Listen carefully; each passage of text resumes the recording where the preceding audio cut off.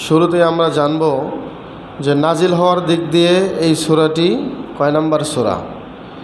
আল্লাহ রাব্বুল আলামিন এই সূরাটি নাজিল করার আগে একটি সূরা নাজিল করেছেন, সেটি হচ্ছে সূরা আনফাল, এবং আরেকটি সূরা নাজিল করেছেন এই সূরাটির পরে, সেই সূরাটি হলো সূরা আহজাব। এবং নাজিল হওয়ার দিক দিয়ে এই সূরাটি 89 নম্বর সূরা। এবং কোরআনুল কারিমের যেই মাসহাব এখন আছে, সেই মাসহাব অনুযায়ী, সেই বিন্যাস অনুযায়ী এটি কোরআনের 3 নম্বর সূরা, সূরা আলে ইমরান। এই সূরাটির আগে আছে বর্তমানে মাসহাব অনুযায়ী সূরা বাকারা, আর পরে আছে সূরা নিসা। এই সূরাটি 3য় হিজরিতে নাজিল হয়, আয়াত আছে 200টি, এবং এই সূরাটি মাদানী সূরা। আমরা সকলেই জানি এই সূরাটির নাম যে আলে ইমরান, তার একটা কারণ আছে, নামের একটা রহস্য আছে। এই রহস্য হলো আলে ইমরান মানে হলো ইমরানের পরিবার। তো মারিয়াম আলাইহিস সালাতু ওয়াসসালাম, ঈসা আলাইহিস সালাতু ওয়াসসালাম এবং ইয়াহইয়া আলাইহিস সালাতু ওয়াসসালাম, এনারা ছিলেন ইমরান এর পরিবারের সদস্য। তো এই সূরার বেশিরভাগ আয়াতে ইমরান পরিবারের আলোচনাই করা হয়েছে, এবং ঈমান ও হেদায়েতের প্রশ্নে এই পরিবার পরীক্ষার পর পরীক্ষার সম্মুখীন হয়েছে। আবার ধৈর্য ও আল্লাহর ওপর চূড়ান্ত ভরসার মাধ্যমে তারা সেসব পাহাড় সম পরীক্ষার সামনে তারা পাশও করেছেন, এবং গোটা মুসলিম উম্মার জন্য তারা উদাহরণস্বরূপ। এবং সেখান থেকেই এই সূরার নামকরণ করা হয়েছে সূরা আলে ইমরান। এই সূরাটির একটা শানুজুল আছে। শানুজুলটা হলো, এর আগে আল্লাহ রাব্বুল আলামিন সূরা বাকারায় বারবার ঈমানদারদের মনে করিয়ে দিয়েছেন যে তোমরা সত্যিকারে মুমিন কিনা তা অবশ্যই পরখ করে দেখা হবে। তো তাই পরীক্ষার জন্য আল্লাহ রাব্বুল আলামিন বলেছেন যে তোমাদেরকে আরও পরীক্ষা করা হবে, তোমরা পরীক্ষার প্রস্তুতি নিয়ে থেকো। এরকম কথা আল্লাহ সূরা বাকারাতে বহুবার বলেছেন। তো এবার সত্যি একের পরে এক পরীক্ষা মুমিনদের ঘিরে ধরতে লাগলো, যেটা সূরা আলে ইমরানের মধ্যে স্পষ্ট এসেছে। তো সুযোগ বুঝে বিশ্বাসঘাতক হয়ে উঠল কিছু মদিনার ইহুদি গোত্রগুলো। তো দেদারসে একের পর এক চুক্তি ভাঙ্গা শুরু করলো। চুক্তি তো ভাঙছেই, আবার গোপনে মক্কার মুশরিকদের সঙ্গে হাতও মিলাচ্ছে। পরিস্থিতি যখন এই, নবী সাল্লাল্লাহু আলাইহি ওয়াসাল্লাম তখন ইহুদি গোত্র বানু কাইনুকাকে মদিনা থেকে উৎখাত করতে বাধ্য হলেন।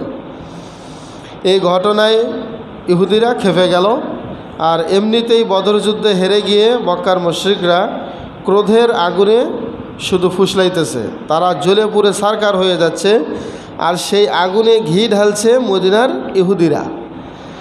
যার ফলে বদর যুদ্ধের 1 বছর পেরোতে না পেরোতেই 3000 সৈন্যের বহর নিয়ে মদিনা আক্রমণ করতে মক্কার মুশরিকরা উপস্থিত হলো। যুদ্ধ সংগঠিত হলো উহুদ পাহাড়ের গোড়ায়। নবী সাল্লাল্লাহু আলাইহি ওয়াসাল্লাম 1000 সৈন্য নিয়ে মদিনা থেকে বের হলেও পথে 300 মুনাফিক তারা কেটে পড়ল। বাকি 700 জনের মধ্যেও ছিল কিছু দুর্বল ইমানের অধিকারী, কিছু সাহাবী। নানা বিশৃঙ্খলায় যুদ্ধে মুসলিমদের ওপর বিপর্যয় নেমে এলো।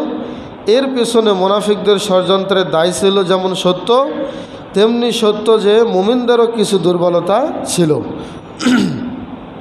আবার এটাও ঠিক যে মাত্র তৈরি হওয়া একটি বাহিনী, যাদের সামরিক প্রশিক্ষণ নেই বললেই চলে, তাদের একটু ভুলভ্রান্তি হওয়াটাও স্বাভাবিক। এই পর্যায়ের কারণেই মুসলিমদের যখন চিন্তার ভাঁজ তাদের কপালে, আল্লাহ তখন নাজিল করলেন সূরা আলে ইমরান। অর্থাৎ উহুদ যুদ্ধ নিয়ে তিনি চুল ছেঁড়া বিশ্লেষণ করে দিলেন এই সূরা আলে ইমরানে, ধরিয়ে দিলেন মুমিনদের ভুলগুলো এবং জানিয়ে দিলেন তোমাদের বিজয় সামনে আসতেছে, তোমরা মুমিন যারা, তোমরা ভয় করো না, তোমরা যুদ্ধে ঝাঁপিয়ে পড়ো, তোমাদের বিজয় হয়ে যাবে ইনশাআল্লাহ। এটা আল্লাহ তাদেরকে জানিয়ে দিলেন। এবার আসি এই সূরার নাজিলের হওয়ার কারণ আমরা জানলাম। যুদ্ধের জন্য তার বান্দাদেরকে আল্লাহ স্পৃহা জাগানোর জন্য এই সূরাটি নাজিল করেছেন। ফজিলত হলো এই সূরার, নবী সাল্লাল্লাহু আলাইহি ওয়াসাল্লাম বলেছেন এই সূরার ফজিলত সম্পর্কে যে তোমরা কোরআন পড়ো, তোমরা কোরআন পড়ো, কারণ তা কিয়ামতের দিন কোরআন পাঠকারীর জন্য সুপারিশকারী হিসাবে হাজির হবে। বলেন সুবহানাল্লাহ। তোমরা উজ্জ্বল, এরপরে আল্লাহ নবী বললেন তোমরা উজ্জ্বল দুটো সূরা পাঠ করো, যে সূরা দুটো অনেক উজ্জ্বল। তন্মধ্যে একটি সূরা হচ্ছে সূরা বাকারা, আরেকটি সূরা হচ্ছে সূরা আলে ইমরান। বিশ্বনবী বলেছেন, কেননা কিয়ামতের দিন এই দুইটি সূরা মেঘের মতো অথবা ছায়ার মতো হয়ে অথবা সারি বাঁধা ঝাঁকে ঝাঁকে পাখির মতো হয়ে আল্লাহর সামনে হাজির হবে, এবং এই দুইটি সূরা আল্লাহ রাব্বুল আলামিনের কাছে ওই ব্যক্তির জন্য তাদের পক্ষে যুক্তি পেশ করবে। বলেন সুবহানাল্লাহ।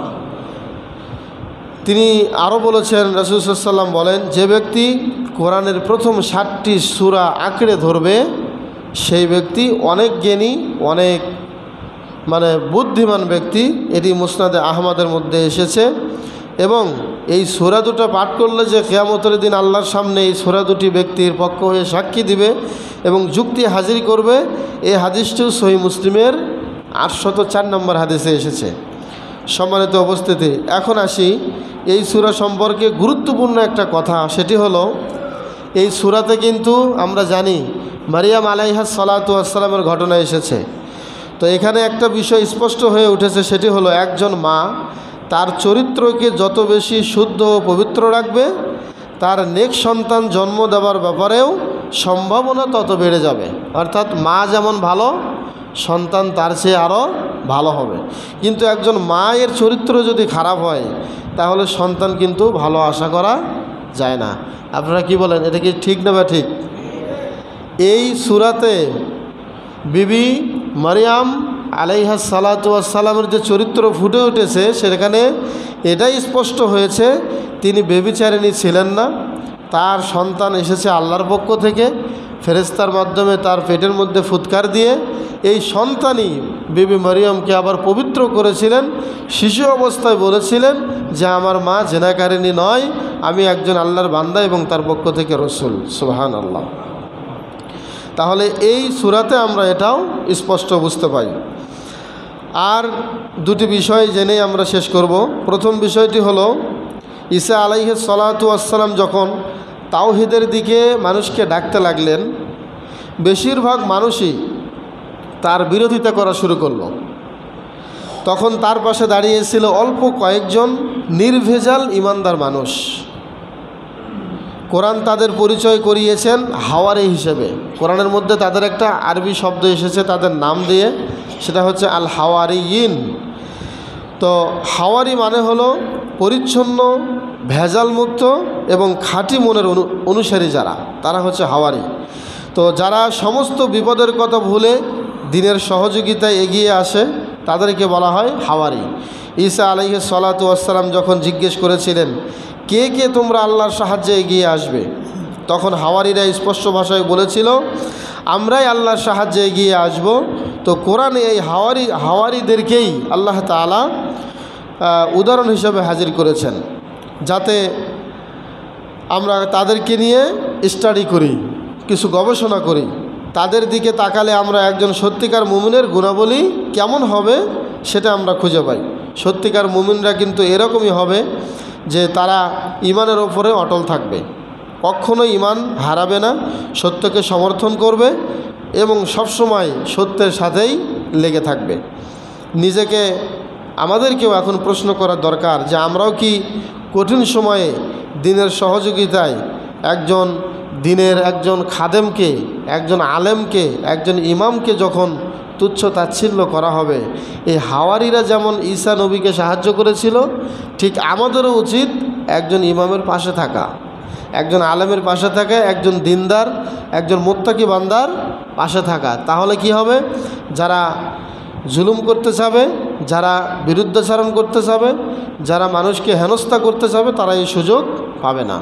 মনে রাখবেন, যখন সবাই চুপ থাকবেন তখন ওই সমাজে কিন্তু তৈরি হবে বড় বড় জালেম, বড় বড় স্বৈরাচার। যখন সবাই প্রতিবাদ করবেন, দেখবেন এখান থেকে এই ঈসা আলাইহিস সালাতু ওয়াসসালামের যেমন সঙ্গীরা তার পাশে থাকার কারণে কেউ তাকে কোনো কটূক্তিমূলক কথা আর বলতে পারে নাই। ঠিক প্রত্যেকটা সমাজের চিত্র সেটাই হবে। বলেন আলহামদুলিল্লাহ। এরপরে বার্তাটা স্পষ্ট, দ্বীনের সহযোগিতায় আমাদেরকেও হয়ে উঠতে হবে একজন হাওয়ারি। এটা সূরা আলে ইমরানের একটা স্টাডি থেকে আমরা বুঝতে পাই। আর এই সূরাতে আয়াত আছে আমরা জানি 200টা। কয়টা? 200টা। 1 থেকে 18 নম্বর আয়াতে আল্লাহ আলোচনা করেছেন কি? কোরআন এবং মানবজাতির হেদায়েতের পরীক্ষা, হেদায়েত এবং পরীক্ষা এই বিষয়ে আলোচনা করেছেন। আর এই পরীক্ষায় ব্যর্থদের জন্য রয়েছে ভয়ঙ্কর শাস্তি। 1 থেকে 18। এরপরে 19 থেকে 44 নম্বর আয়াতে আল্লাহ আলোচনা করেছেন ইসলাম কেবল কিছু আচার অনুষ্ঠান নয়, কে নবী হওয়ার যোগ্যতা আল্লাহই ভালো জানেন, তাই রাসূলকে হিংসা করা বা কোনো নবীদেরকে কোনো আলেমদের সাথে হিংসা করা অনুচিত। এটা আল্লাহ 44 নম্বর আয়াত পর্যন্ত আলোচনা করেছেন। এরপরে 45 থেকে 66 পর্যন্ত তিনি আলোচনা করেছেন যে ঈসা আলাইহিস সালাতু ওয়াস সালামের জন্মটা কেমন ছিল, তিনি কিভাবে বিস্ময়করভাবে তার জন্ম হয়েছিল, কিন্তু আল্লাহর একজন রসুল গোলাম ছাড়া আর কিছুই ছিলেন না, এটাও তিনি প্রমাণ করে গিয়েছেন। এরপরে 64 থেকে 99 নম্বর আয়াত পর্যন্ত আল্লাহ আলোচনা করেছেন কি, সেটাও তিনি বলেছেন ইব্রাহিম আলাইহিস সালাতু ওয়াস সালাম সম্পর্কে ইহুদি খ্রিস্টানদের একটা ধোঁকাবাজি একটা ফাঁস, সেটা আল্লাহ করে দিয়েছেন। তিনি ইহুদি কিংবা খ্রিস্টান নন, ইব্রাহিম আলাইহিস সালাতু ওয়াস সালাম ছিলেন সাচ্চা মুসলমান, এটা তিনি পরিষ্কার করেছেন। 100 থেকে 120 নম্বর আয়াত পর্যন্ত আল্লাহ বলেছেন যে অতীত জাতিগুলোর মতো অবাধ্য হলে তোমাদেরকেও ভয়ানক শাস্তি পেতে হবে এবং 3টি গুণের কারণে মুসলিম উম্মাহ শ্রেষ্ঠত্ব অর্জন করবে। এবং 121 থেকে 138 পর্যন্ত আল্লাহ আলোচনা করেছেন উহুদ যুদ্ধের প্রস্তুতি নিয়ে এবং মুনাফিকদের বিশৃঙ্খলা কেমন ছিল এই উহুদ যুদ্ধে, এই বিষয়ে আলোচনা করেছেন। এবং 139 থেকে 158 নম্বর আয়াত পর্যন্ত তিনি আলোচনা করেছেন যে যুদ্ধের পরাজয় হলে হতাশা করা যাবে না, হতাশ হওয়া যাবে না, এই যুদ্ধ থেকে শিক্ষা গ্রহণ করা আমাদের প্রয়োজন। এছাড়াও কাফেরদের কথায় কোনো পাত্তা না দিয়ে আমাদেরকে সামনে আগাতে হবে। এরপরে 159 থেকে 164 নম্বর আয়াতে আল্লাহ বলেছেন সামষ্টিক সকল কাজের আগে পরামর্শ করে নিতে হবে, প্রত্যেকটা কাজের আগে পরামর্শ করা উচিত এবং ভরসা একমাত্র করতে হবে আল্লাহর ওপরে।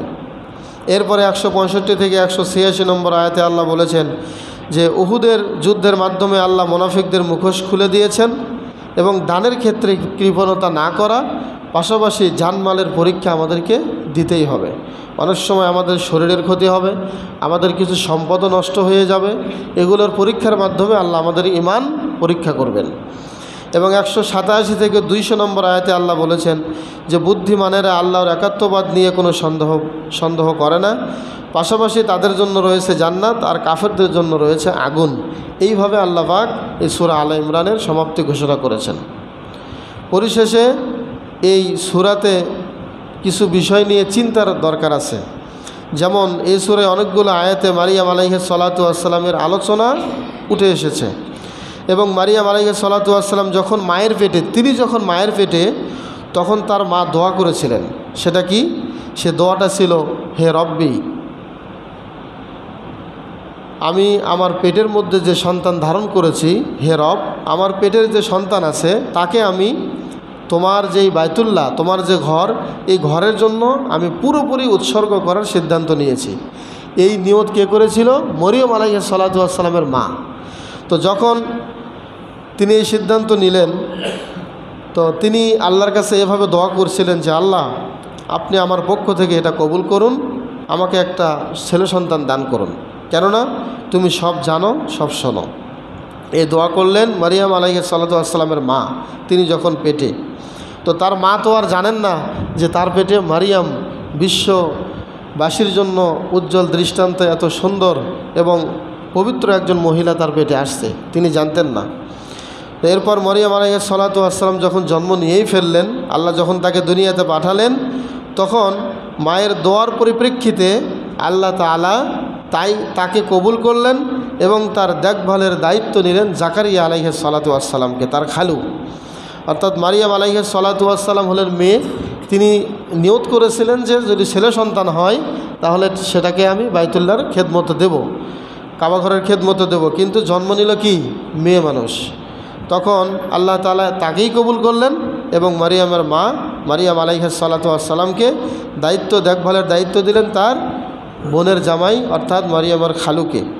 পরবর্তী সময়ে এই মরিয়ম আলাইহিস সালাতু ওয়াস সালামের গর্ভেই জন্ম নিলেন ঈসা আলাইহিস সালাতু ওয়াস সালাম, এবং এভাবেই মারিয়াম আলাইহিস সালাতু ওয়াস সালাম হয়ে গেলেন একজন নবীর মা, একজন রসুলের মা। পুরো ঘটনায় শুরুতেই যেটা নজরে পড়ে তা হলো খাঁটি নিয়ত। যার নিয়তের মধ্যে কোনো ভেজাল নাই, নিয়ত যদি খাঁটি থাকে অবশ্যই আল্লাহ তার আশা পূরণ করে। বলেন আলহামদুলিল্লাহ। উনি নিয়ত করেছিলেন যেটা, সেটাই হলো। তো দুনিয়ার কয়জন মা এখন বর্তমান মরিয়ম আলাইহিস সালাতু ওয়াস সালামের মায়ের মতো চিন্তা করতে পারেন? আছে এরকম মা? পাওয়া খুব দুষ্কর। তো আল্লাহ রাব্বুল আলামিন দেখেন এর বিনিময়টা দেখুন কেমন দিল। শুধু একটা নিয়তের বিনিময়ে আল্লাহ তাআলা তার মেয়েকে কেমন করে কবুল করেছেন। বলেন সুবহানাল্লাহ। আল্লাহর ঘরের সেবা তো করেছেনই, পাশাপাশি তাকে একজন নবীর মা হিসেবে কবুল করেছেন। সম্মানিত উপস্থিতি, এই হলো আমাদের সূরা আলে ইমরানের সম্পর্কে কিছু কথা।